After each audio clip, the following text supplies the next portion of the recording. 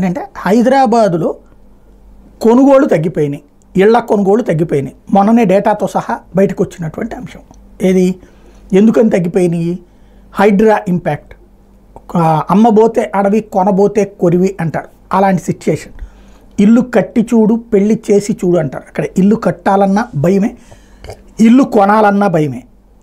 లక్షలు పోసి జీవితాన్ని దారపోసి కొన్నాక అది ఉంటుందో లేదో తెలియకపోతే ఎట్లాగా.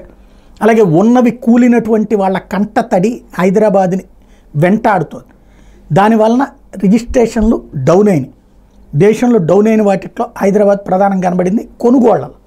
అది మొన్న డేటాతో సహా మనం మాట్లాడుకున్నాం. అయితే ధరలు మాత్రం సగటున, అంటే ఒకటి 100 కోట్లకు కొనొచ్చు, ఒకటి 10 కోట్లకు కొనొచ్చు, ఒకటి 50 లక్షలకు కొనొచ్చు.